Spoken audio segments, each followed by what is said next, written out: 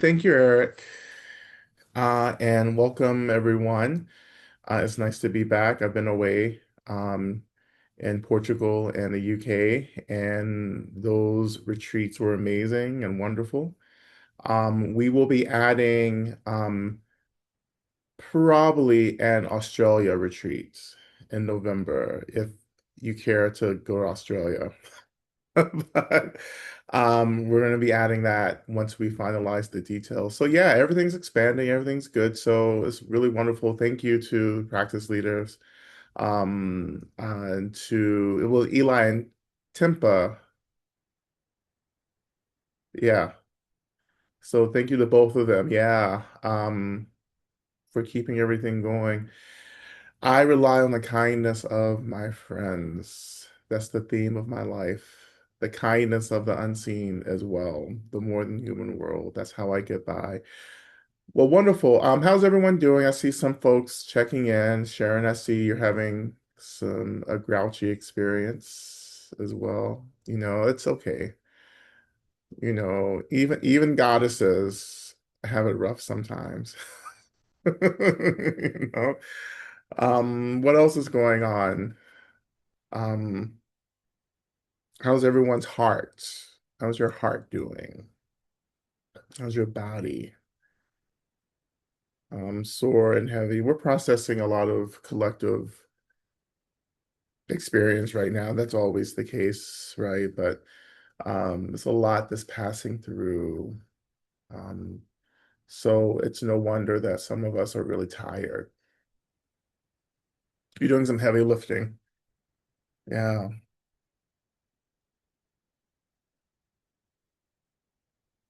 What else? Um,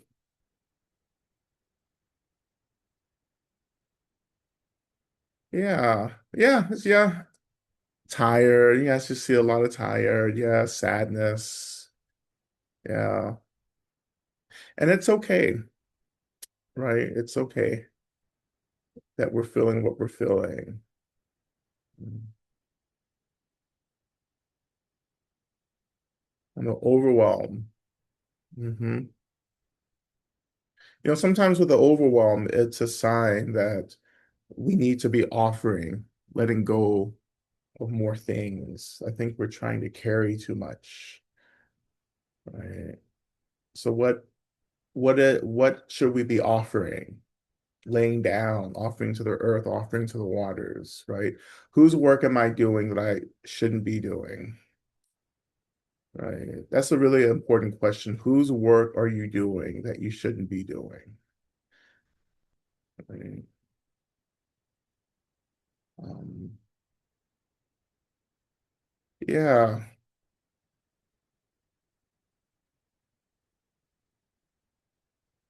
and there's such an abundance right now, and I know that's hard to think about, right? But there's such an abundance, and the abundance is it's right in front of us. It's everywhere, but the abundance is so rooted in the space that we are being invited to open into. That space that we're being invited to open into is also the ways in which we're beginning to let go of the people that we used to be. So there's a dying of an old self in order to expand into this new space. It's like shedding skin, right? Like how animals shed their skin, right? It's just like letting go of that old container and expanding into something new, right? Everything is shifting really quickly. Yep. That's impermanence. That's not new. That's always been the case, right? But now we have social media to remind us every second that change is happening. Yeah. Anyone working with any interesting herbs in their practice? Who's taking what? Who's burning what? What's going on? Yeah, I love mugwort. I've been burning mugwort. in the evenings to do dream work, slippery elm. Yeah, slippery elm to coat things, to thicken it up, to soften. Nettles, sweetgrass, mugwort, deeply nutritious, holding, rosemary, lifting.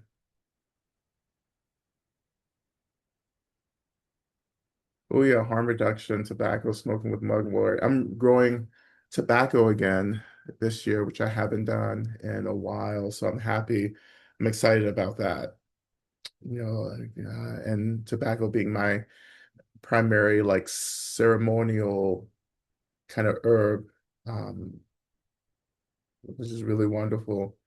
Pine and cedars, smudge daily. Yeah, smudging daily is really good, actually.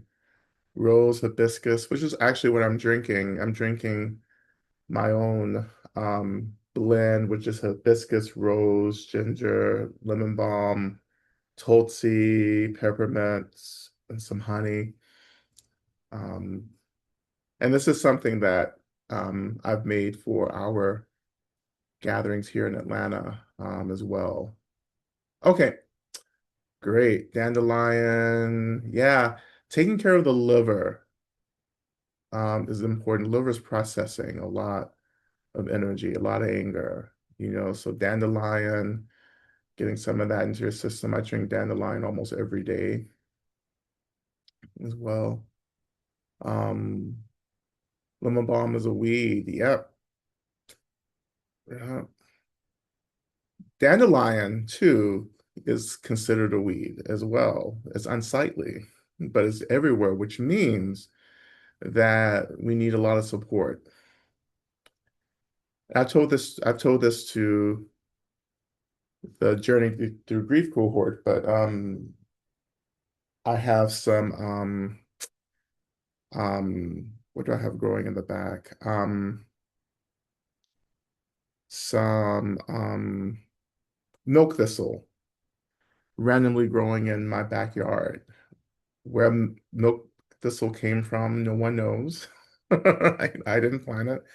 It's a beautiful plant. That's why I noticed it. I was like, what is this? Right?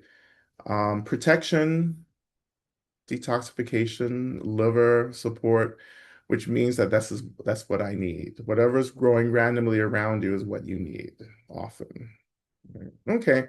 So yeah, just pay attention. If you're not working with herbs, I would really encourage you to do so. Herbs are offering a lot of support right now. Chamomile, lemon balm, um, ginger, um, really great allies, dandelion, right? Very protective nettles.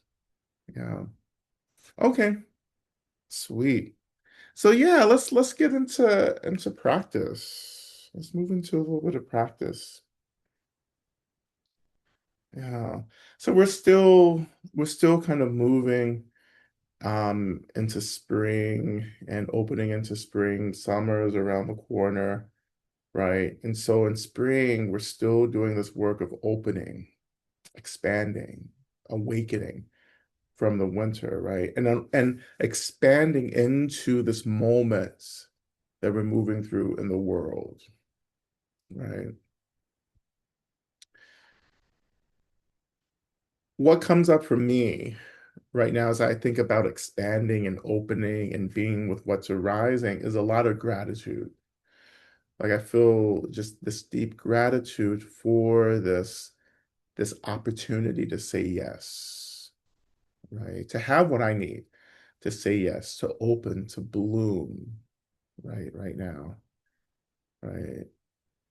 To not be so afraid of the opening, right? And somatically, the opening is in the heart center, right? So it's opening this experience, this energy of empathy, right? And beginning to feel and to commune with the world around you, right? Um,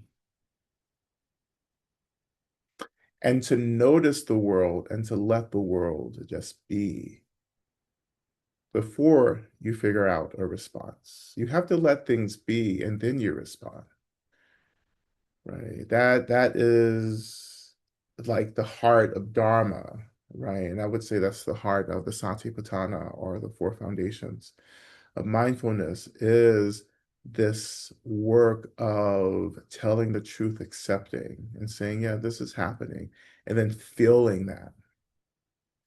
And then in the feeling, we begin to experience freedom, liberation, right? You don't find yourself being so afraid of the things that you have learned to experience, including death, you know, which there are many ways to experience death, even living, right? Um, because beneath all this phenomenon, beneath the arising of form, is the energy of things, right? Form being what? The Nirmanakaya expression, the form expression of reality, right? The energy of that form is the Sambhogakaya, right? And then the truth, the real form of everything is the Dharmakaya, which is emptiness, right? These are the three truths of the phenomenal world and experiencing. There's form, there's energy, then there's the emptiness, right? And learning just to open, right? So yes, the form, and then once you open to the form, you open to the energy. The energy is the practice of experiencing. What does this feel like? And then the deeper you feel, the more you open to the truth, which is the Dharmakaya, or the emptiness of things, right? And this is all we're doing, right? And in particular, tantric meditation, which is for us Mahamudra meditation, right? It's just opening, getting to the energy, getting to the emptiness of things. The emptiness is where everything is born, including the Buddhas, right? That's the birthplace of the medicine Buddha, right? And all the Buddhas, but the birthplace really of everything and everyone, this emptiness, right? It's the right? The is the expression of emptiness, the beginning, right? And to even, just think about this initially, just to reflect, oh, the emptiness of things, right? There's form, there's the way that I can touch, interact with things, the way that I believe things are real and independent and autonomous. Yes, that's the form. But everything that arises as form is also energy. So what is the energy of this form? What is the energy of my body? What is the energy of a thought or an emotion? Right? And then there comes again this what may sound like a really intense realization of emptiness, um, but is actually a really soft, tender awakening to emptiness through the experience of energy and form. Like it shouldn't be that awakening or that touching into emptiness shouldn't be a big deal. It shouldn't be a parade or a party, right? It shouldn't be a pop, right? It should be as simple and slow and steady and sweet, like pouring honey, which I actually like to do. Maybe that's just me, but when I am using honey, even if I'm spooning honey out of a jar into tea or something, or if I'm pouring honey from a bottle, I take this moment just to watch just like the honey just kind of spill out of the bottle or from the spoon, and feel the sweetness of that moment. It's just a couple seconds, right? But that's how the awakening to emptiness should feel like. I would say should. I'll get really tight. I'll say this, that's what emptiness should awaken as this slow, sweet pouring and opening, right, into this experience of real liberation, right? The path is built to take us incrementally, bit by bit, right, to and through these stages of awakening, not jumping like over these big sections. Like we're moving bit by bit because everything needs to be integrated. If you move too quickly, then there is a disruption that happens. And there is a fragmentation or disruption from how we move through the phenomenal world, right? Particularly how we move in and out of relationships and interdependence, really, right? Awakening or coming into relationship with emptiness shouldn't jolt us from fitting in to the phenomenal world, right? Or it shouldn't jolt us out of our humanity, which is the less glamorous approach to this.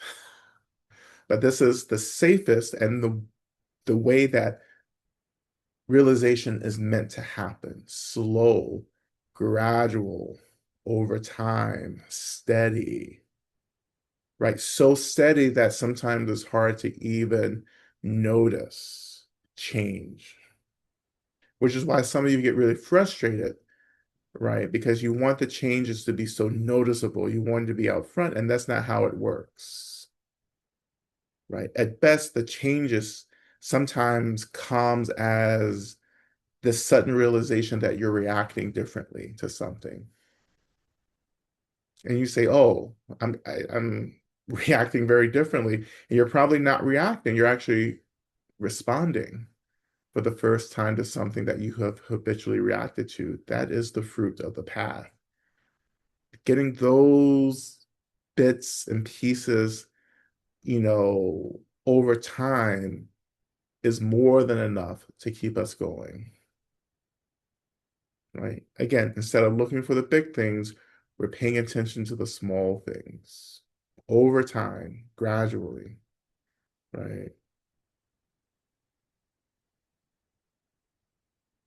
So really slow, really steady, right? So let's practice some of this and bring this into conversation with the medicine Buddha, right? And just a reminder, go ahead and get your prayers into the prayer doc if you want to offer something. And I actually have been, I won't do it tonight, but I've been thinking about repositioning the prayers, maybe offering them at the very beginning of practice. But that's not going to happen now. We'll try it next time, just to see how it shifts the practice for us. Okay. But for now, we'll do our usual kind of setup, right? So as you're beginning, right, just allow yourself to come to the seat, noticing the seat rising to hold you, feeling the weight of your body, and letting the seat hold you.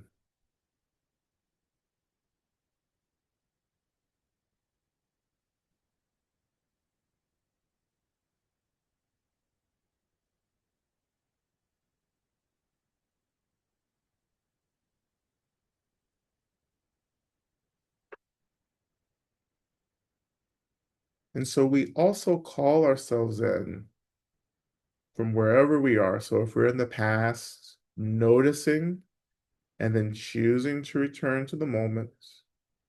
The same for the future. If you're in the future, noticing and choosing to return back to this moment, to the seat, to the weight of your body. If you're working with your breath, using the breath as an anchor as well, noticing the in breath through the nose, the release out of the mouth.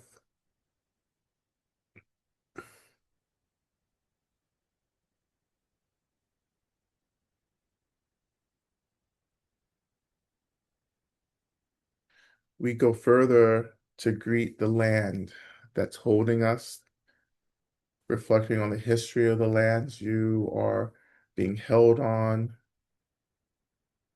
Greet the land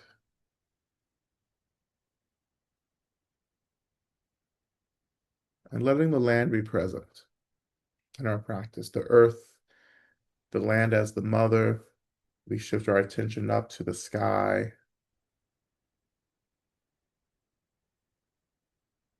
as the father.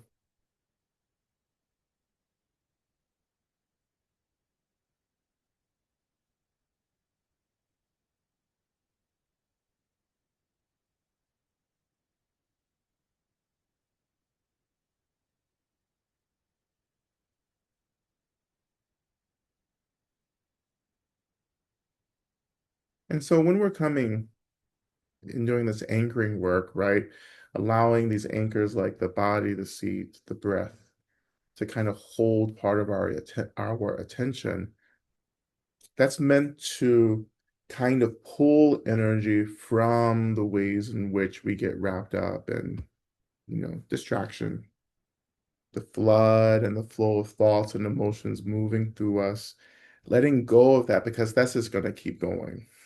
Like that flow of thoughts and emotions will continue, right?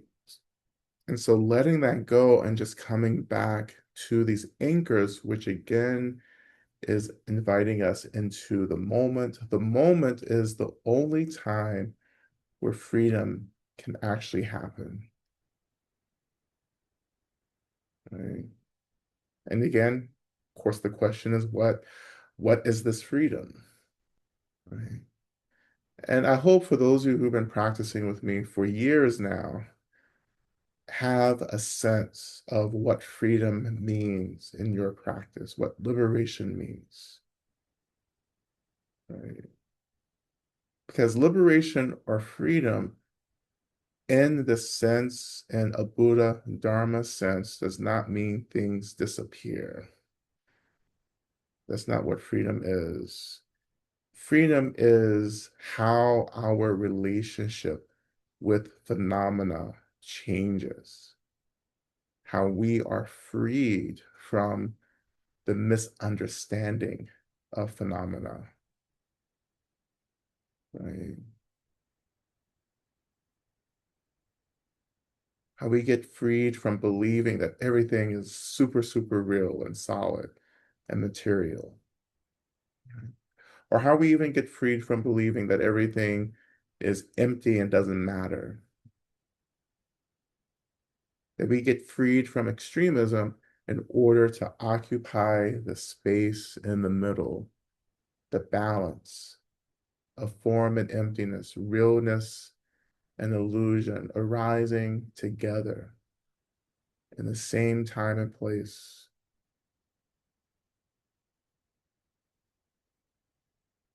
That we are experiencing, but the experiencing is also an expression of this emptiness, which is to say that everything that we're experiencing is being created, constructed.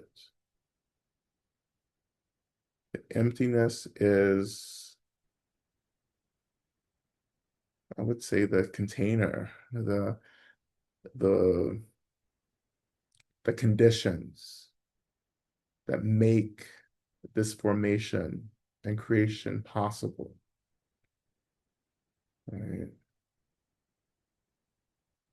It's like, you know, like making like something like Play-Doh, which I used to always make as a child. Play-Doh is just oil and water and something else. Um,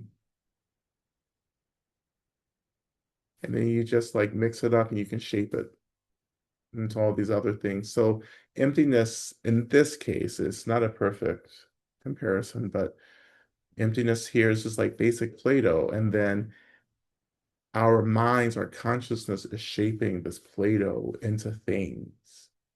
But the problem is we start believing in the realness of those things and we forget that we have created and shaped something into being.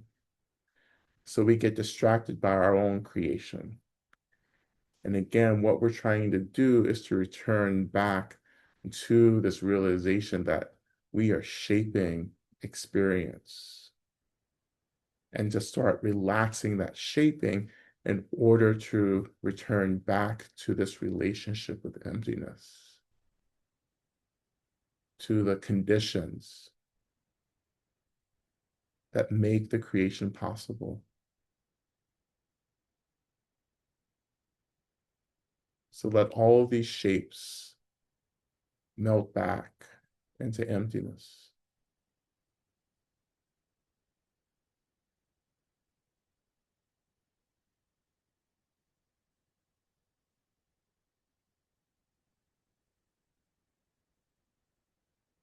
Now, if you're working with the breath, again, noticing the in breath and the out breath. If you're not working with the breath, just continue anchoring with the seats, the weight of your body. But with the breath, again, noticing the in breath into the nose, the release out of your mouth.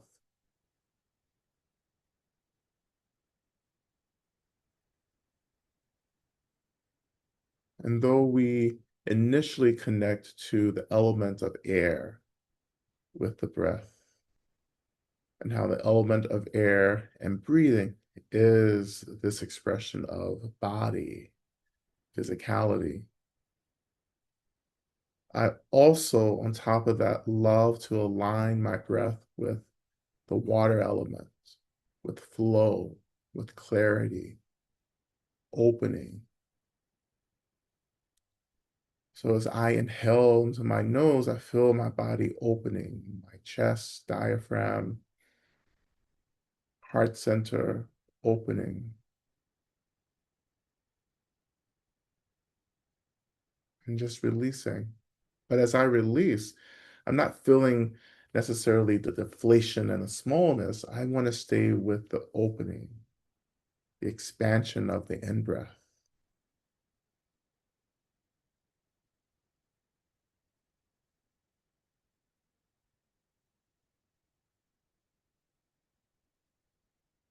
So I feel the flow of the water element, flowing, opening.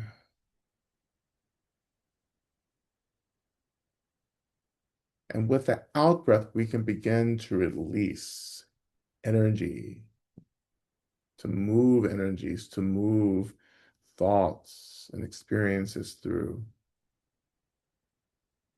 So as we often do, we imagine inhaling into an experience that feels heavy or stuck.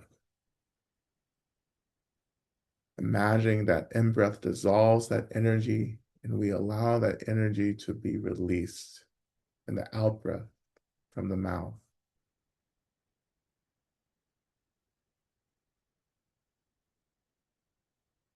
And continuing to feel the seats, yourself being held, feeling the tethering of the earth.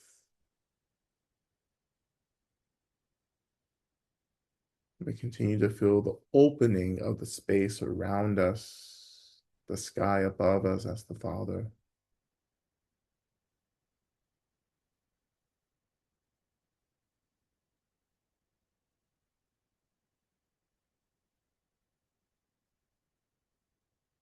And for those of you who are engaging, doing ancestor work, this is a breath that we can also imagine in terms of as we inhale, right?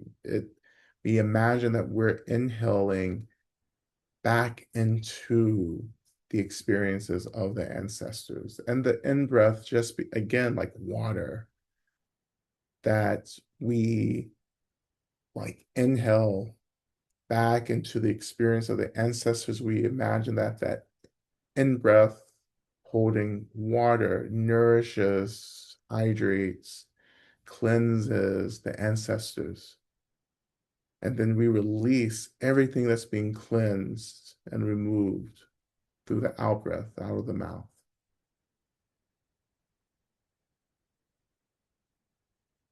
So if you're doing formal ancestor work, I would encourage you to add this breath and the visualization to your practice, breathing back into the ancestors, offering the nourishment for this energy, the water, the breath.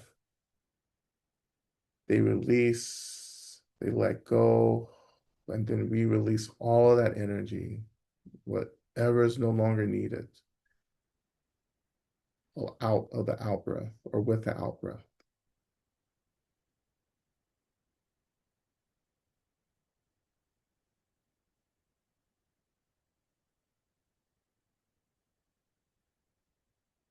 We don't have to worry about anything that we're releasing.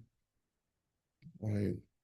When we release energies that maybe we struggle with, we have to understand that how we relate to this energy is not how um, the energy is being related to by other beings, right? Energy is energy, right?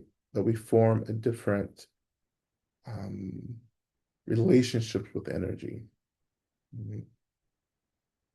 So I may be releasing a lot of anger, but I'm not actually releasing the energy of anger. I'm releasing just the energy that I've labeled as anger. Because really the central issue is how I label and relate to energy. It's not the energy itself.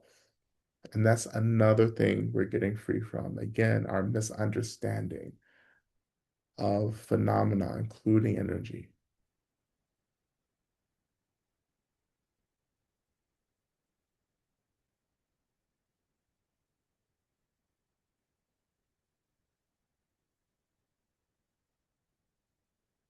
And this is where I want to call in Medicine Buddha.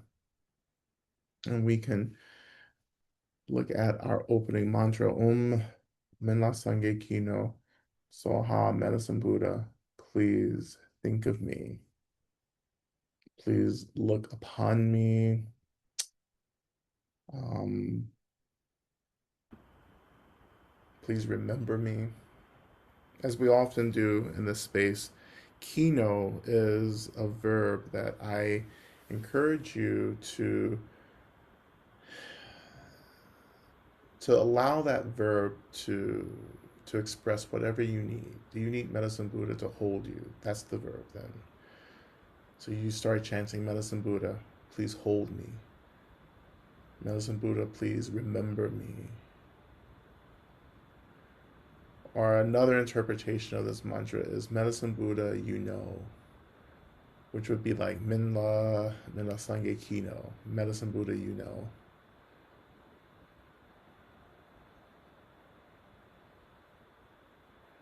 So we'll chant this 3 times, beginning with chanting and then after the 3 chantings, ending with right? The beginning right? And ending with right? Which is to say, we go back to where we started. Okay, so we'll begin. We'll begin with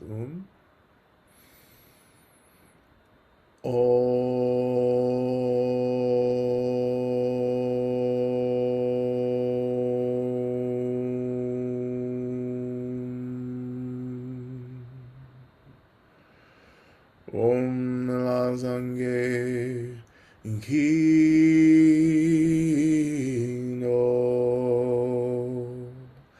So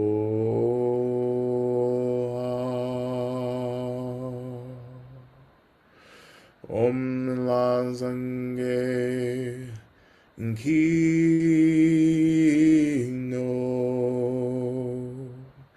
So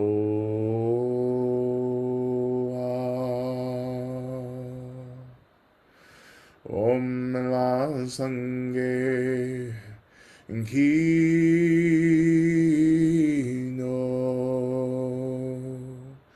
So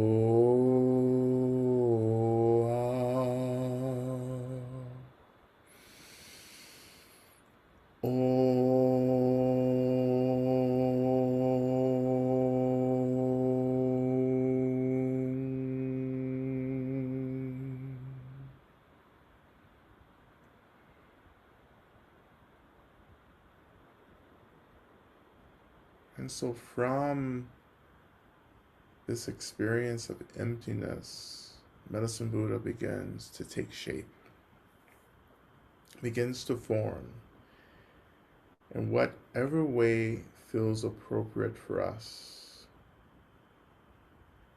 And I know this is very abstract, it's way out there, but I think it's important to just offer a lot of space to how the Buddhas reveal themselves to us. Right? The Buddhas don't always come as a blazing image in their traditional iconic forms. Right? Medicine Buddha, in this case, being a Buddha, a blue Buddha in monk's robes, sitting on a lotus seat holding medicines, a bowl of medicine and a plant, a medicinal plant. If Medicine Buddha comes to you like that, fantastic. But for a lot of folks, Medicine Buddha comes in a variety of ways. Not as an image, but maybe as a feeling, as an experience, a memory. Medicine Buddha can simply be a thought.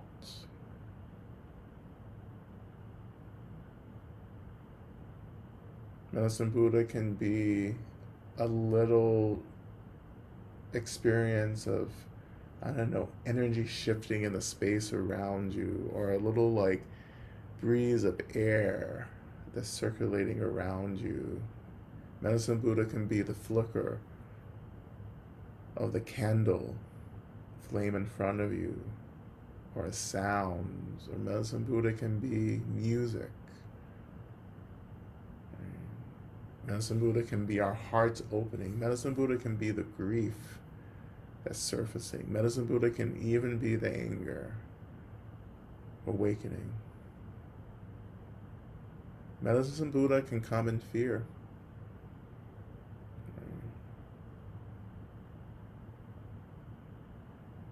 There's not just one way the Buddhas are communicating with us. The ways that they show up are as varied as beings are varied. For me, I would say in my personal practice, Medicine Buddha is just this experience of trust, confidence, just a deep faith that Medicine Buddha is present. And from that deep faith, I find myself surrendering into this experience with no hesitation. And when we enter into the experience of Medicine Buddha in tantric practice, we therefore are becoming the Buddha, or in this case, Medicine Buddha.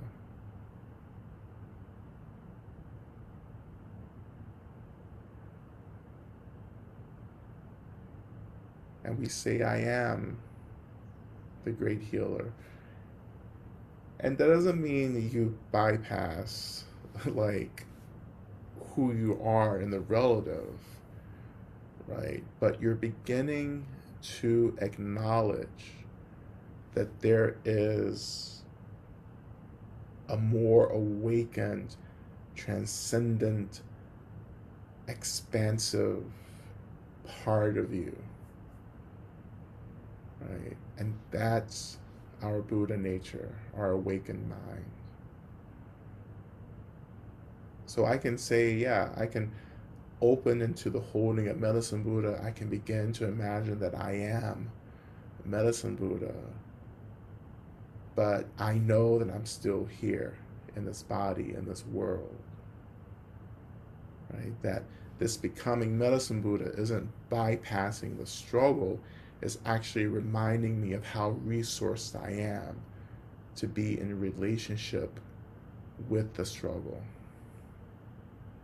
to be in the relative, and to feel the ultimate in the relative, not to bypass the relative, to have this performative experience of the ultimate. No, I'm here in my body having a transcendent experience, and I'm still Rod.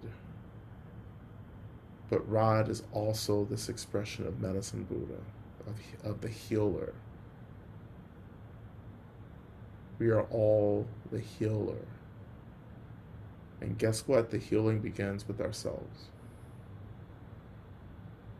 So as I often say, before you start laying hands on other people, trying to get them free and healed, you should start laying hands on yourself.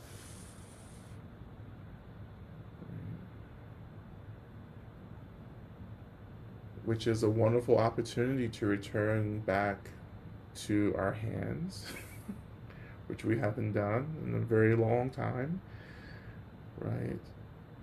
But when we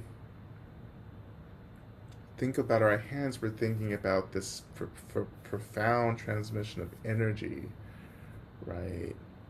That laying on of the hands has been such an integral part of so many cultures of healing, right? To touch, and in that touch, to heal, to comfort, to mend, right? To elevate, right? To remove, but also to invite. Like this is the work of laying on of the hands, right? And we imagine as we look at our hands that these are the hands of the healer. That these hands, they tend to things, they mend, right? They move energy. They are transmissions of kindness and steadiness and love. And noticing the awakening of the energy of the hands, which feels like a little bit of heat. It's just warmth.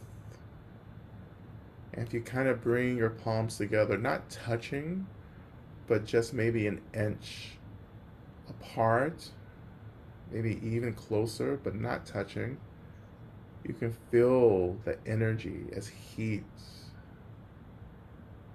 warmth. We can even clap our hands together. The friction of our rubbing hands intensifies this heat.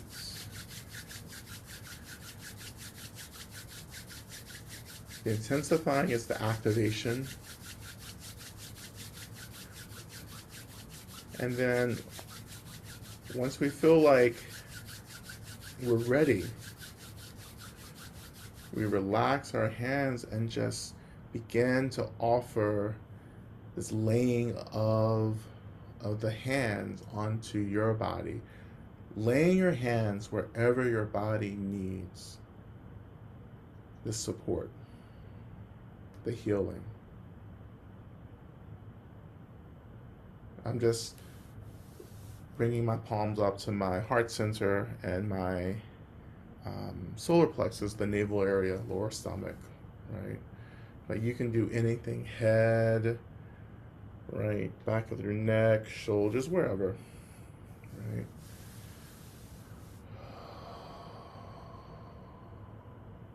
And continuing to connect to the breath, inhaling deeply through the nose, releasing out of the mouth, flowing energy out that we no longer need to deal with, releasing, letting go.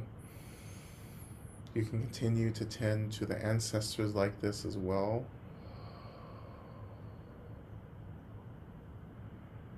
But we feel this flow of energy moving into the places, the tender places, as I like to say in my practice, the tender, aching places that need this blessing.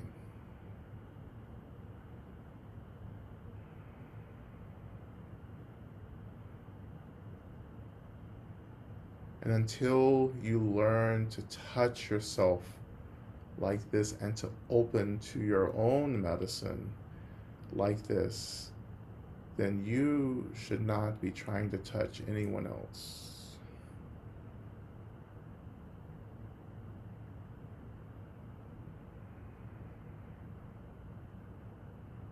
I can touch people in kindness and gentleness because I have had to learn how to touch myself in kindness and gentleness.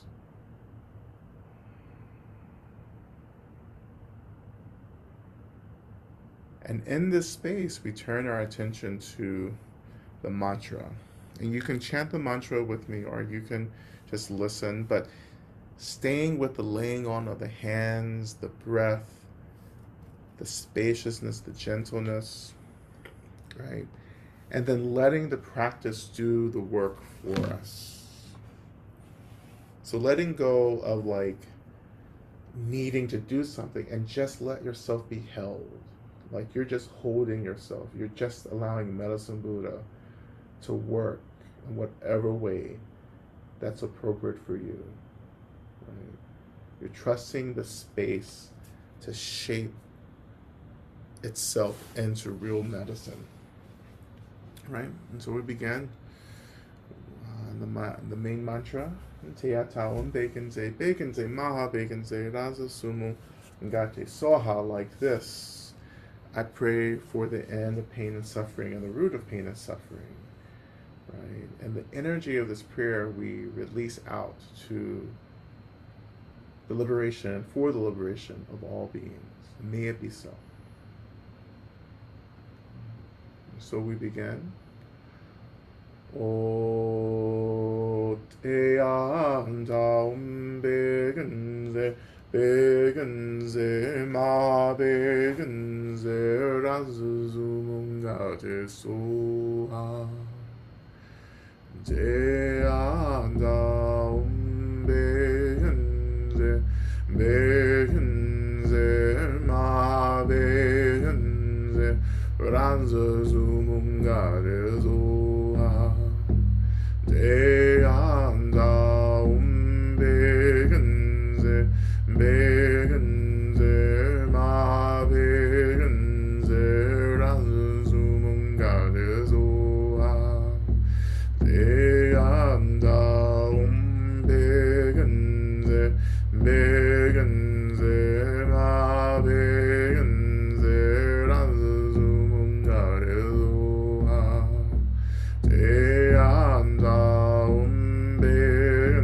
Te anda begenze, begenze, ma begenze, razuzumunga te soha. Te anda begenze, begenze, ma begenze, razuzumunga te soha. Te anda begenze, begenze, ma begenze, razuzumunga te soha. Te anda begenze, begenze, ma begenze, razuzumunga te soha. Te anda begenze, begenze, ma begenze, razuzumunga te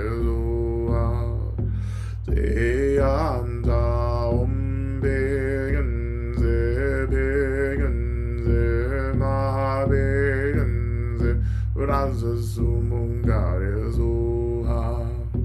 Te anda begenze, begenze, ma begenze, razuzumunga te soha. Te anda begenze, begenze, ma begenze, razuzumunga te soha. Te anda begenze, begenze, ma begenze, razuzumunga te soha.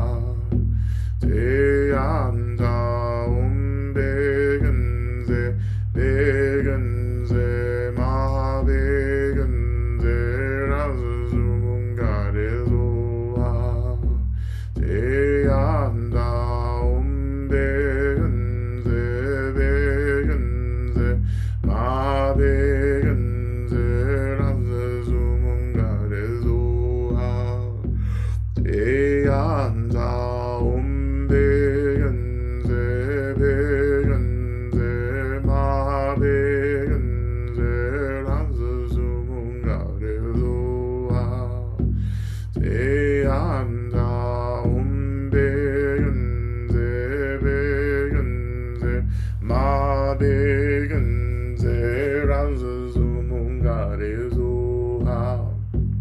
대한자 옴백은제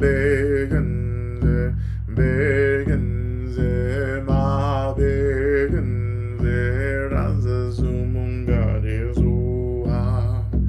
대한자 옴백은제 백은제 마백은제 란스 수문가리소아 대한다 백은제 백은제 마백은제 란스 수문가리소아 대한다 백은제 백은제 마백은제 란스 수문가리소아 대한다 백은제 백은제 마백은제 란스 수문가리소아 대한다 백은제 백은제 마백은제 란스 수문가리소아 대한다 백은제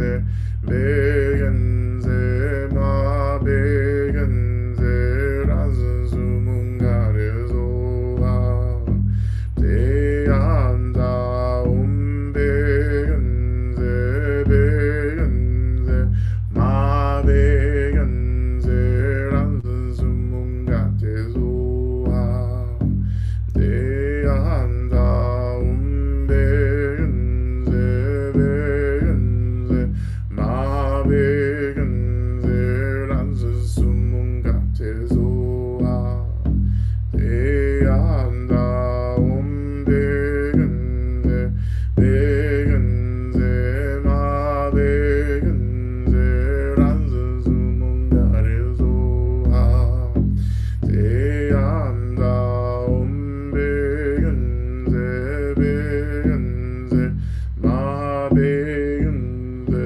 란스 수문가리소아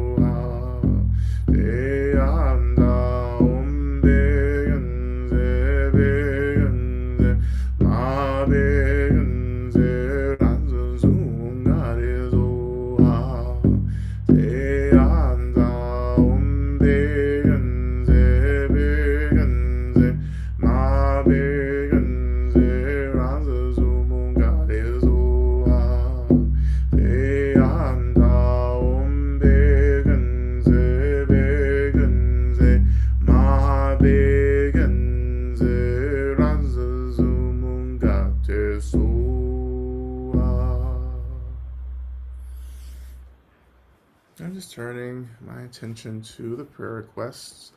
And again, we call into the space all the Buddhas, Bodhisattvas, Yidams, Dharma protectors, to all beings of light, to all the guardians, guides, and spirits of the elements, to all of our benevolent ancestors, and to anyone, any being in the universe who is here helping us to get free from the causes and conditions of suffering, and as well as the suffering of samsara. We call your attention and we ask that you hold the prayers that we begin to offer collectively, and that you move on our behalf to create the causes and conditions for the fruition of these prayers, and also show us and bless us also and how to bring about the fruition of what we most need to see in our prayers. We're offering prayers that my nieces A and J find relief and healing in their cancer journeys, and that they and all children everywhere can have full, joyous, safe, and free lives. Prayers for the safety and the health of all beings. Prayers for all beings to be safe, well, healthy, and liberated as soon as possible. Prayers for myself, Susan, Melissa, Judith, Sharon, and Kathy. Prayers for Pam D and all of us who miss her. Prayers for the courage to live the life true to myself and not the life others expect of me. Prayers of blessing for my family near and far, for an end to systems that extract instead of build up and nourish. For Sullivan, Adeline, Joy, and Bear. For my mother as she nears retirement. Prayers of joy and gratitude for Lama Rod's safe return to his home. Prayers for my depression to just be deep rest my soul needs before I feel my life is worth living. Prayers to be open to new relationships and opportunities, and practicing equanimity in all of my affairs. Prayers for all those suffering and pain, sadness, fear, and anger. Prayers of gratitude for the abundant joy and care in my life.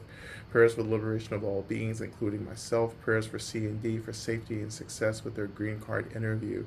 Prayers for safety. Prayers for a peaceful, safe, and healthy holiday. Prayers for special love to enter my life soon. Prayers to walk in tandem in love during this time with another being. Prayers to share deep and meaningful connection. Prayers for all those suffering from self-hatred, including myself. May love and compassion replace self-aversion. Prayers for new beginnings in the work I must do for balance, productivity, effort, and ease. Asheo. Prayers for my niece's classmate and her friend's family who died unexpectedly. Prayers for M, Z, A, and R to experience protection, healing, and freedom. Prayers of so much love and care for the spirits of ES and my grandmother Billy. Prayers that my trust in myself and my hope for my future be fully restored. Prayers that I learn to respond more swiftly in instances of danger. Prayers that C receives what he needs to keep choosing life and self-care. Prayers for Jay's family and friends in mourning. Prayers for all beings who do not get enough food or do not get nourishment from the food that they do have, and for all those in the future who will be malnourished or undernourished. Prayers for all people incarcerated or in detention. Prayer for the healing of those people inflicting violence upon others. May these systems of intensifying violence and brutality and may we have the courage, strength, love, wisdom, and creativity to build new liberatory ways of caring for each other in the land. Also pray for clarity and guidance in moving forward in my purpose. Prayers that I continue to find and allow ways to forgive myself. Prayers that I may believe that I am worthy of this self-mercy. Prayers of gratitude to my beloved guides for getting me free and keeping me safe. Prayers of healing for the earth and all the benevolent beings who help me channel positive energy and love into the universe. Prayers that all beings be happy and healthy, safe and free. May no one feel alone or be persecuted. Prayers for clarity, energy, and guidance towards stable and fulfilling work. Prayers for C as she moves into a new space and into new opportunities. May she meet it with bravery and confidence. Prayers for A and Z to feel the love and support of community. Prayers for J to find peace. Prayers for Kate and her health and well-being restored. and well-being be restored, and she finds solace in her cancer journey among her community. Prayers for E's continued healing and happiness. Prayers for my heart and for C's heart as we navigate a painful transition. Prayers that I'm able to financially sustain myself through summer retreat season, that my medicine will reach the people that need it, and that the continual weaving of lineage and land leads me to a swift collective liberation. Prayers for friend A, who is going through a difficult transition, for Jay, who is dealing with cancer, chronic illness, and disability. Prayers for my father and mother, who are experiencing layers of suffering around medical and health challenges. Prayers for D, who is facing a big move and doesn't know where he will work or live in the end of June and in the fall. Prayers for D, who feels stuck in a pattern of self-hatred, deep isolation, fear of people, and trying new things. Prayers for the people of Palestine, Lebanon, Sudan, Congo, and Ukraine, gender-expansive folks, and everyone experiencing violence and oppression. Prayers for T, a friend that I found out has recently become homeless and is struggling to survive. Prayers for Cynthia and her upcoming surgery. Prayers for myself as I transition out of a job this week. Prayers for G for healing and for immediate and lasting employment. Prayers for J and A for a landing space and home that's nourishing and full of care. Prayers for learning through healing from betrayal by loved ones. Prayers for our new adopted feline being, for gentle integration and courage to emerge in his time. Prayers for support to continue my heart and body healing, for Jay that he may find employment, for me that I may find energy to make the next step. Prayers for recovering from the shock my nervous system experienced in recent car accident, dealing with the particulars of insurance, etc., while needing to do nothing instead.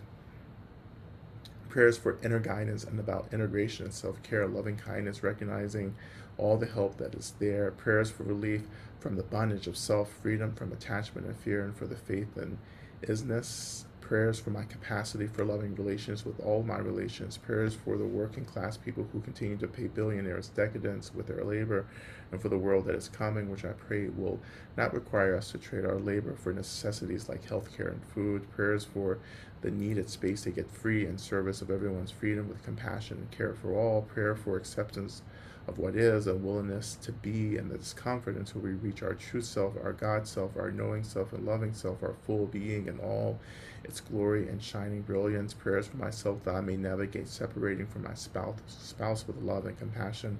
Prayers for Scott, Diane, and Keith as they live with cancer diagnoses. May they all heal well. May they be healthy and safe. Prayers for abundance and for endurance, confidence, and joy. Prayers for well-being and peace for people experiencing dementia and Alzheimer's and those caring for them.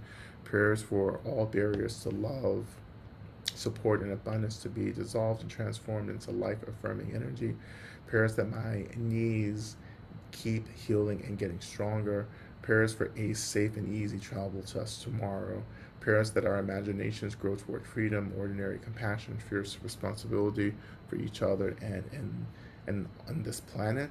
I continue to offer prayers for the new grandchild of Sonia and for the health of the whole family. I continue to offer prayers for Abby as she undergoes a serious surgery in the morning. May she be held by the blessings of Medicine Buddha. And we continue to also pray for the complete abolishment of all systems of harm and violence, and particularly all the systems that prevent all beings from receiving the resources that we need to be safe, free, happy, and connected in community. May we all achieve liberation as quickly as possible. May we get free now. May it be so. And we offer these prayers back to our benefactors. And again, asking all of our benefactors to hold these prayers and to make things happen, and also showing us how to make these prayers happen as well. May this be so. Right. Releasing all this energy, we return back to our mantra just for a couple of minutes. And in this last kind of couple of minutes of mantra work, right, just resting in this flow that we've initiated with the breath, with the body, just the space that's opened up from this flow. Just let things move. And anything that we no longer need, we offer it into the breath and let the breath and space and emptiness take care of it instead of us being anxious about everything. All right? So let's practice this for a couple of moments. All right. So we begin again.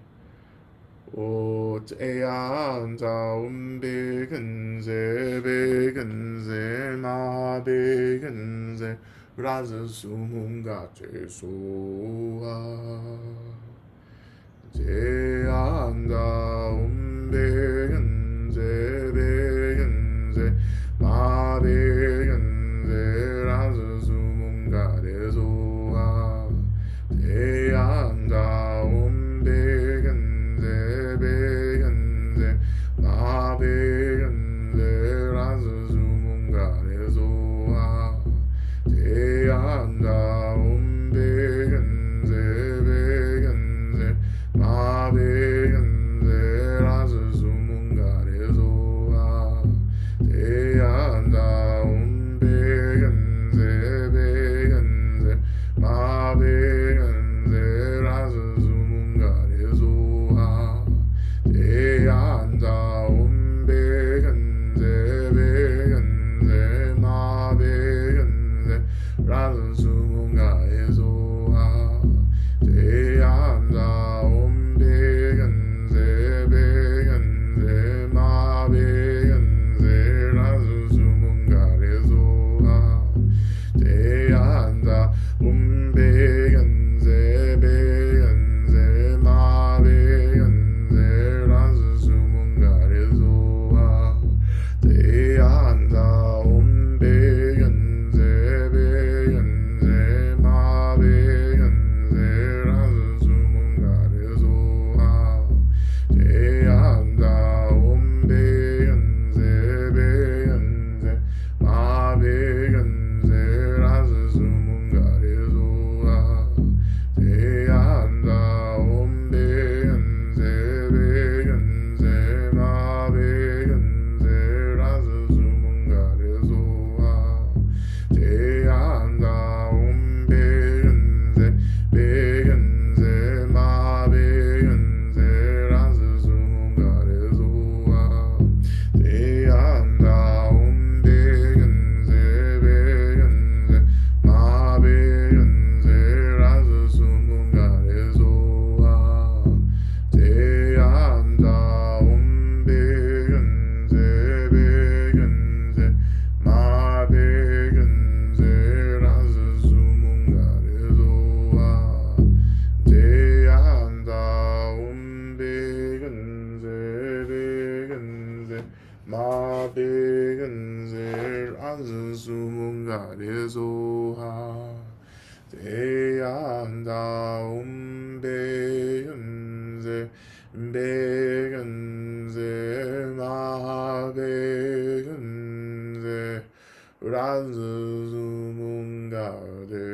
수문가에소아.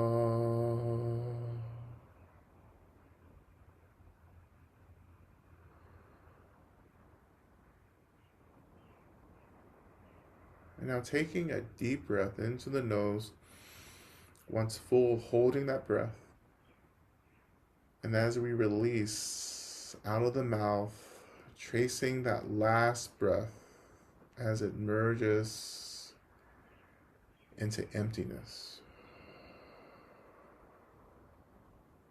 Letting the breath take our awareness into the depths of emptiness where we rest. Just being, just holding, no particular focus, but just resting within the emptiness itself.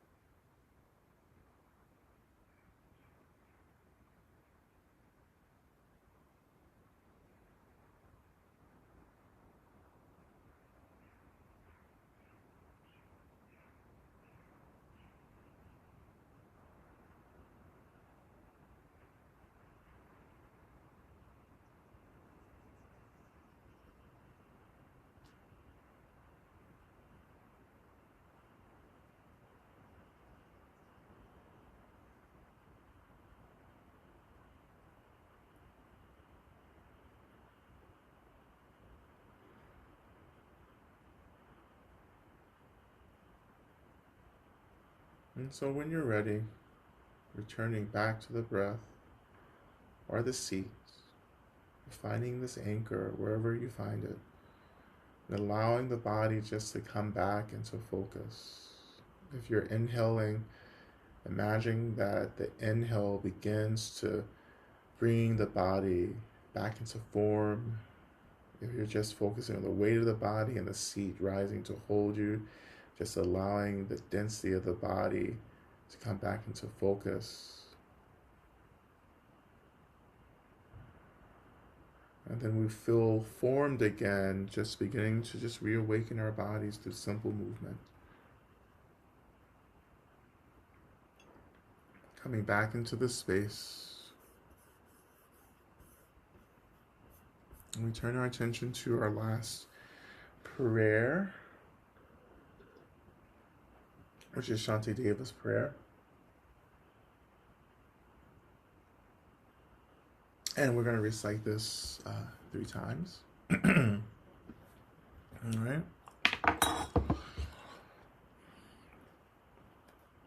May I be a protector to those without protection, a leader for those who journey, and a boat, a bridge, a passage for all those desiring the further shore. May the pain of every living creature be completely cleared away. May I be the doctor and the medicine, and may I be the nurse for all sick beings in the world until everyone is healed. Just like space and the great elements such as earth, may I always support the life of all the boundless creatures, and until they pass away from pain, may I also be the source of life for all the varied beings that reach into the ends of space. May I be a protector to those without protection, and a leader for those who journey, and a boat, a bridge, a passage for those desiring the further shore. May the pain of every living creature be completely cleared away. May I be the doctor and the medicine, and may I be the nurse for all sick beings in the world until everyone is healed. And just like space and the great elements such as earth, may I always support the life of all the boundless creatures, and until they pass away from pain, may I also be the source of life for all the realms of varied beings that reach unto the ends of space. And finally, may I be a protector to those without protection, and a leader for those who journey, and a boat, a bridge, a passage for those desiring the further shore. May the pain of every living creature be completely cleared away. May I be the doctor and the medicine, and may I be the nurse for all sick beings in the world until everyone is healed. Just like space and the great elements such as earth, may I always support the life of all the boundless creatures, and until they pass away from pain, may I also be the source of life for all the realms of varied beings that reach into the ends of space.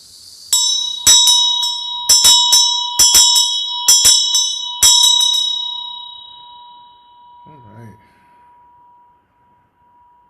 that feels good. Thank you so much for your practice. Um,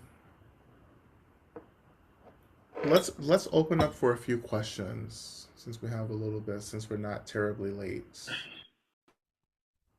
like we can be.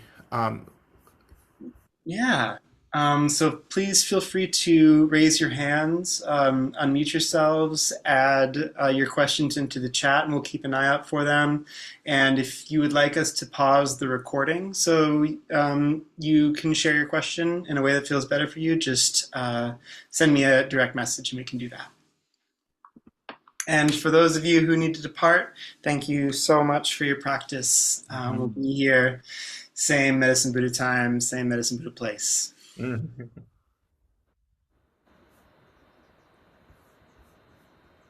Hi, Eli.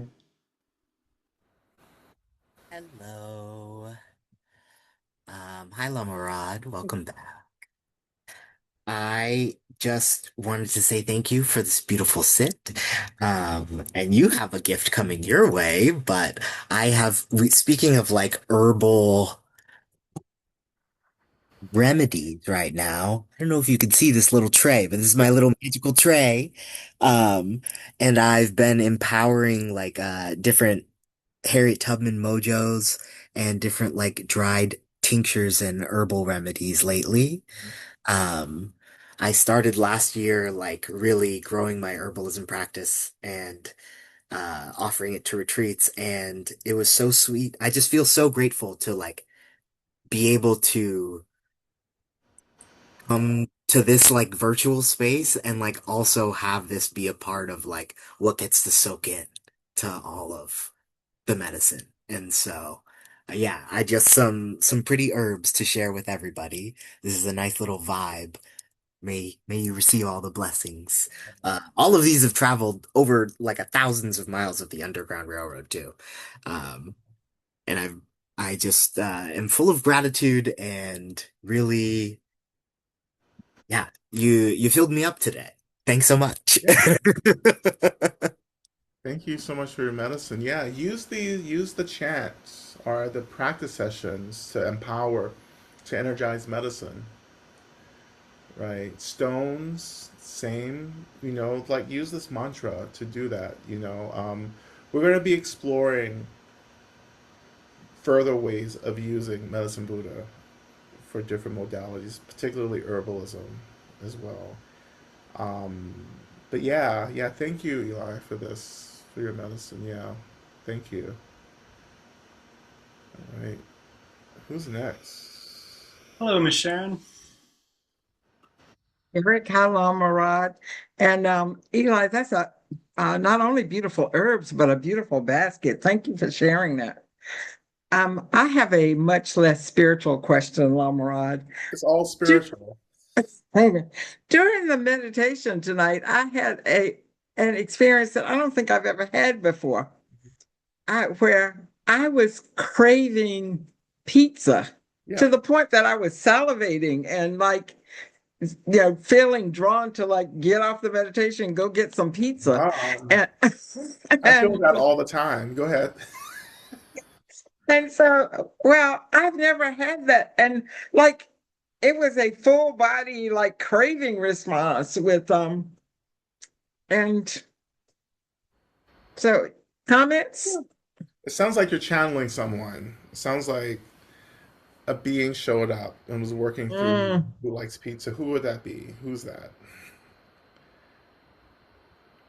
When we get intense cravings like that, not all the time, but often, like, and especially in a practice like this where we just open up things, I mean, you're just like tuning in to some other being. Or, you may be tuning into a younger version of yourself and how pizza is something that can symbolize youth.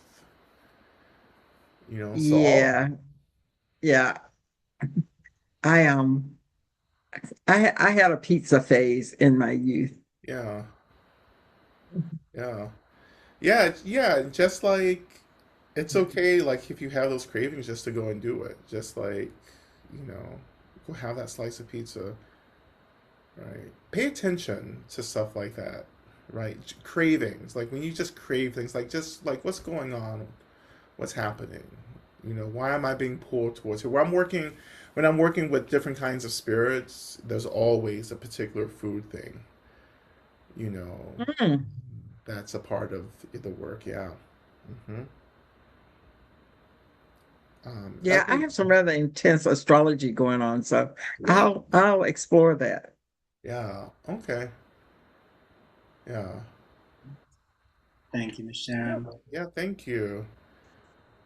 Yeah, I think, as we age, we have to be very attentive to to the young self, right? Um, Forever young, I wanna be forever. And we are actually forever young, despite what our bodies tell us. You know, there is a part of our experience that is ageless, that is neither born nor will it die, and that's what we're trying to develop relationship with in practice, that emptiness, right? Consciousness, really, consciousness itself as energy, emptiness. Well, consciousness as energy that is aware, that knows, that still arises from emptiness itself, but yeah, connecting to that experience really starts cutting through a lot of fear. It cuts through all this existential crisis that we like to spend a lot of time wallowing in. Yeah, and my first impulse was to fight it, to resist it, to push it away. And so, you're saying, you know, it, it's okay to just go with the energy of that Yeah, is shifting some things for me. yeah, Well, Yeah. definitely don't push anything away. That's not what we're trying to do, the aversion, right?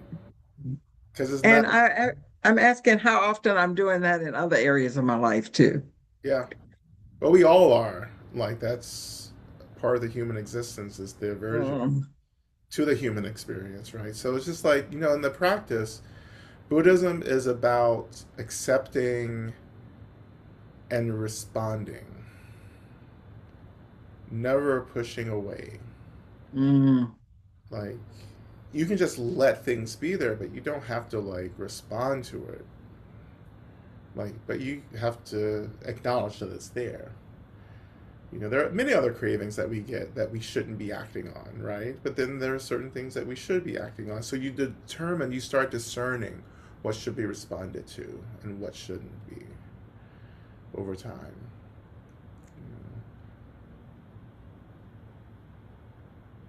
Okay. Thank you. Yeah, thank you. Thank Yeah, and we you. have one more hand raised. Sarah? Okay. Hi, Sarah. Sorry if I mispronounced your name. No, you're great.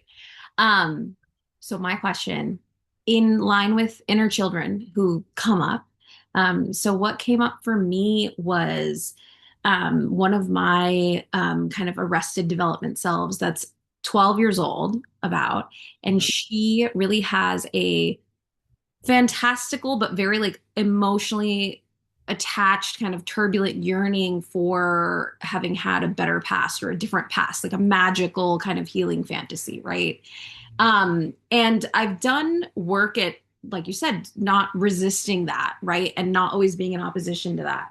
But I also haven't really um the phase two after post resistance was then very avoidant, right? My behavior became very avoidant, and living from a kind of learned hopelessness place. And Yeah. so now I'm kind of looking for phase three, maybe a bit more of like healing for that desire or putting it down a bit. I don't know. It feels like you just need to live a magical life. Okay. I think the resistance is you're not opening to the magic that's present right now in your life. Um, there's it's just like, in many ways, right, we're living in systemic collapse. And I think in systemic collapse, there's a way that we get really hopeless when in fact things are falling apart to actually open up the space for us to start dreaming differently. So, what are your dreams? And can you start embodying them in order to also support this younger self, right? Because, yeah, you can't change the past, but look, here's the future, right? So, what's Oh, okay. happening So now? lean into the dreams, even if they're coming, but lean into the ones that are not just past focused, that Yeah. are okay. hmm hmm Yeah. Okay. Thank you. I've never thought of it that way. So, all right. Yeah. Yeah. I mean, just try it out, just Yeah. see, you know, um, yeah. That's the choice that I've made in my life is to live a magical life because, I hate to say this because I know some of you like worship this shit, but I'm just gonna say it. You're just gonna be mad. Some of you are gonna be mad. But like this whole Harry Potter thing, I don't know. Like I think we've been misled. We have been taken advantage of. Let's put J.K. Rowling to the side for that's a whole nother mess, right? So that's she's trash, right? So let's say that. Now, the stories themselves, yes, they have been really important. I have a lot of friends who have found Harry Potter to be really, really important for them in their life. But at some point, you need to grow up and actually accept that there is magic in the world. That this presentation of magic in Harry Potter is actually, frankly, limited and quite rigid, right? And also very anti black. But, that's a whole nother discussion that I can't get into, right? There's a particular presentation of magic that's really rigid, and that I think it leaves many of us out of that presentation. It's hard for us to find ourselves located in those stories. And that's fine. They're just stories, but the problem it's not the stories themselves or the problem, it's that like we don't believe that that's real. Like this is magic is real, right? All this stuff is real. Like you just have to do the work to reclaim it because we all have access to it, right? We all come from all kinds of histories and narratives of magic, ancestral magic, which is what I've been doing for several years now, is just reclaiming those narratives and saying, oh, I come from people who did spell work and who did root work and, who did all this incredible energy work, right? I don't have to rely on fantasy anymore, which I know also just to point out, I'm a huge fantasy lover. But the fantasies, right, help me to dream differently, which is how I ended up becoming Lama Rod, because I had a dream, right?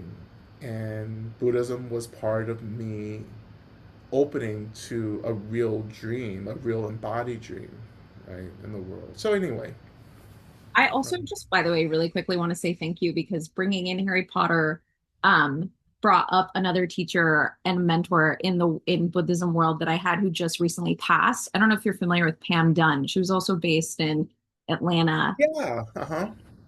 It was more in the spirit rock world that I know her from. But she had these the Harry Potter floating candles behind her that she would always, every time Yeah, she kind of led us, would do Lumos and Nox right behind her. So it just brought her energy back to me right yeah, now. You tied that together. So I really also want to say thank you for that. That was absolutely. magical.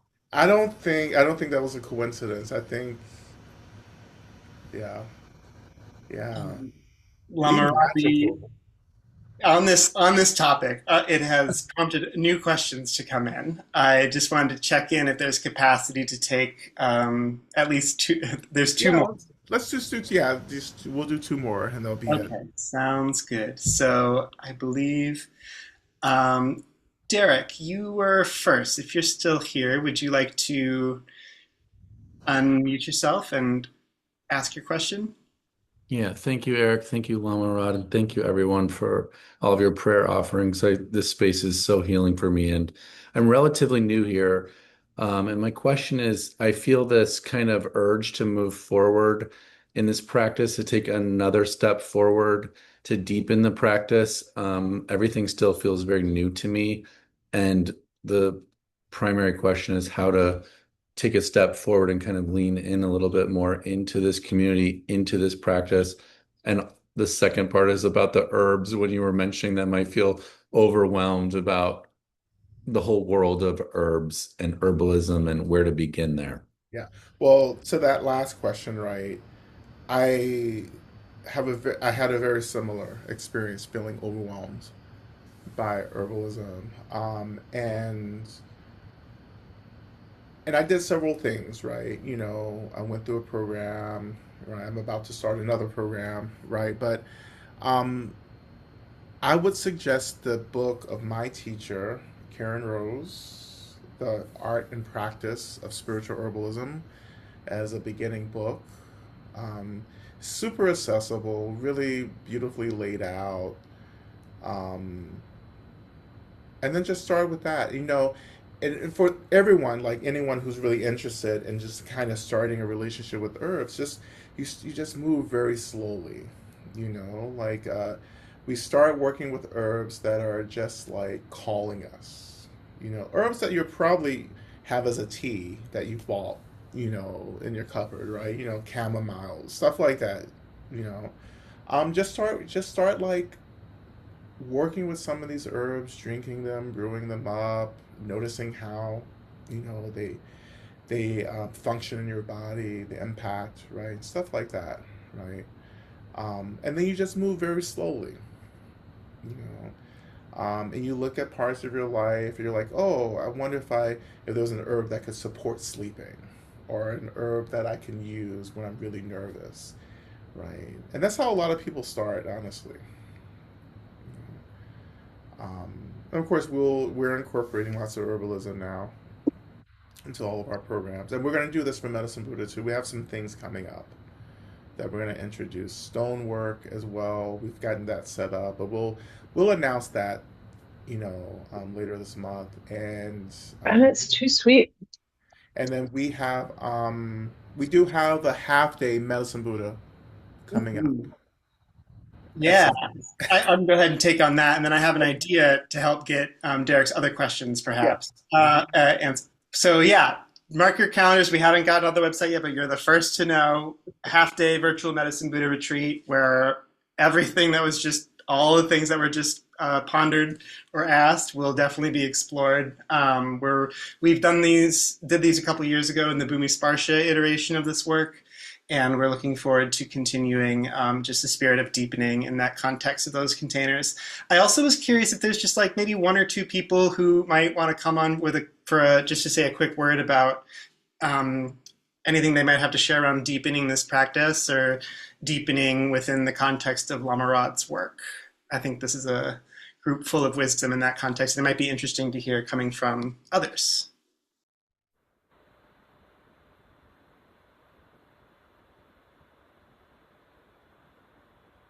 Bless you, Miss Sharon. Always one to jump in and speak.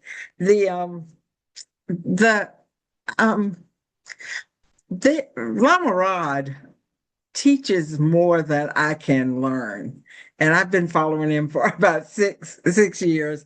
And I go to face-to-face retreats. I do online long trainings. I do Medicine Buddha consistently. And I don't know how he does it because I'm retired and I can't do all the things. So don't try to do all the things would be my first piece of advice. But do try to do the ones that call to you. It's okay to jump in anywhere. And I'm going to share Lama Rod's secret to teaching. He doesn't always teach what's in the course description. So anything you show up for, he will just respond to the moment and teach what comes up for him at that time. You can't. I'm sorry. Their course approximations.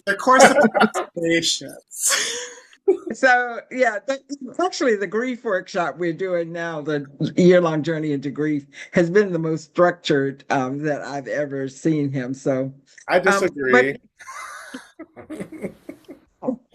I thought the 5 Buddha families were really structured, actually. I didn't go to the 5 Buddha families. I'm sorry. See, okay. That was one of the ones that's it. You missed something.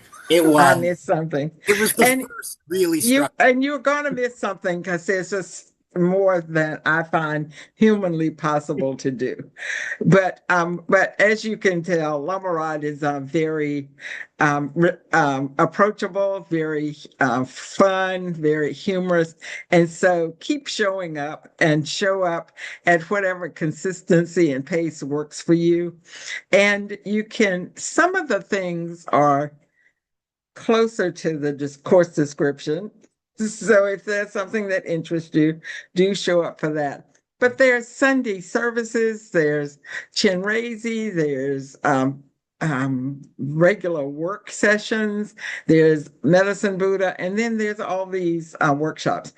And all of the Medicine Buddhas are available on his online. So you can go back to the beginning. If you're new to this and you want to see how we all started out, you can go back and see the early Medicine Buddhas where he was much more geared toward new people because we were all pretty much new to this space and this practice under the Bhumi Sparsha tent at the time. And there's also stuff on his website like how to practice Medicine Buddha on your own. We went through a period where we were doing mala practice, and I haven't heard him mention that in quite a while.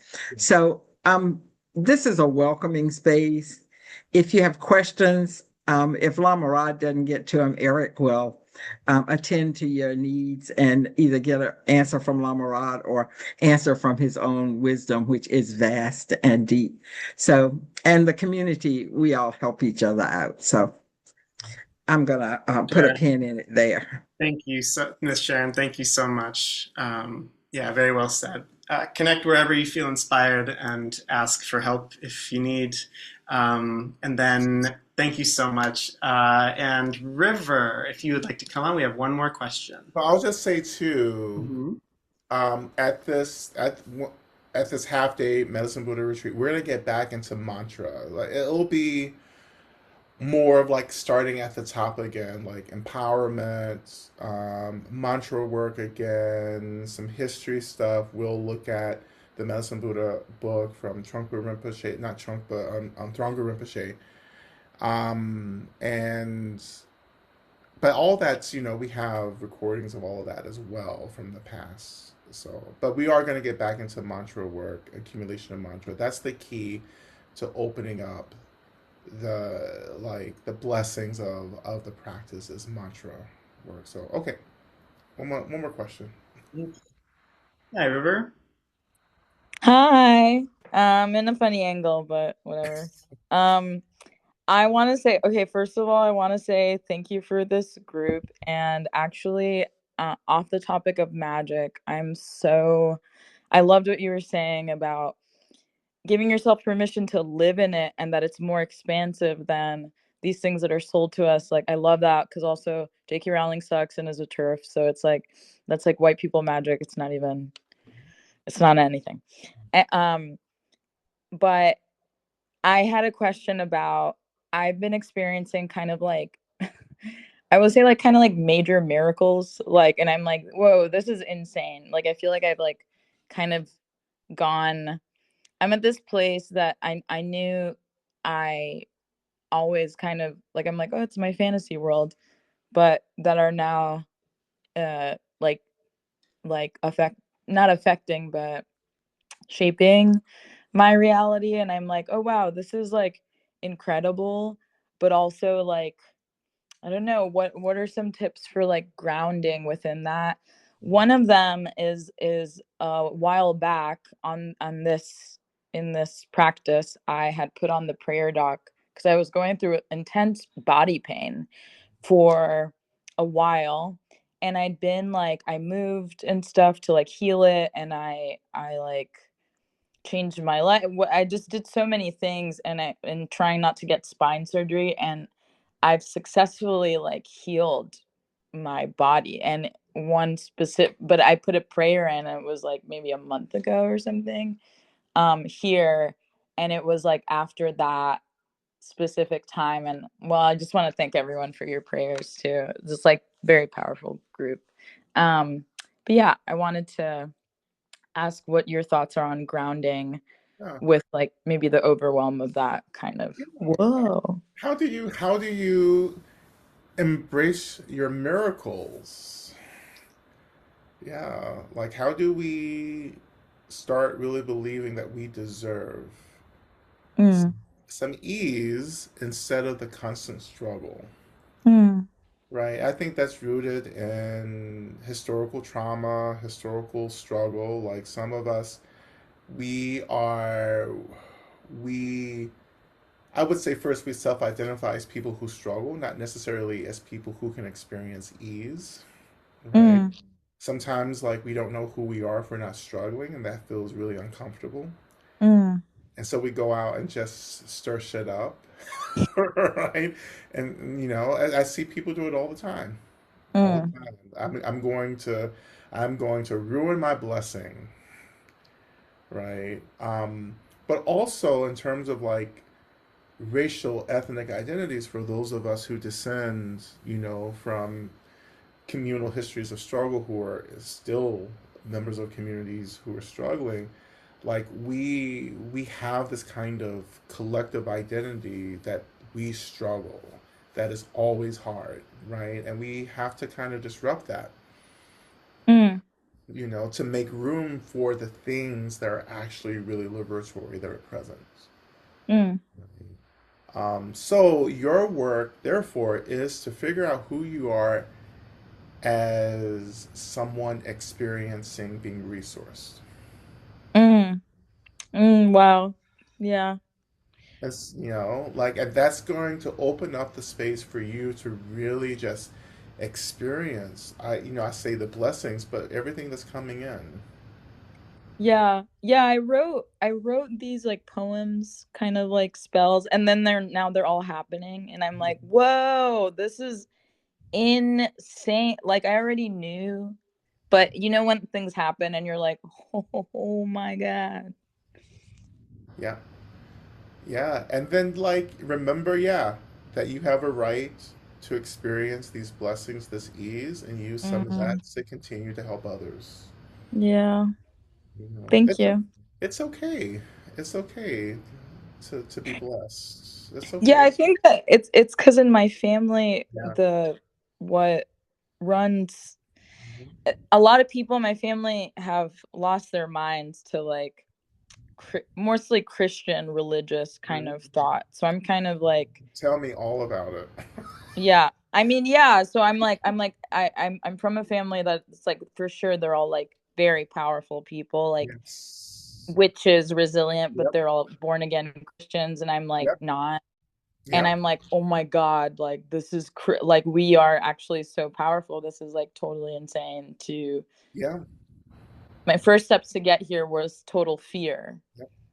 and then now I'm like, what, you guys were talking about, I'm like, what's this next step? I love what you said with that person who was like, how do I give it back to my old self? And it's like, just live with it now. And it's like, oh yeah, it's like pretty wild to know how magical it is to be a human being. It is. It's incredibly magical. And Christianity, for so many of our communities and cultures, have been a spell.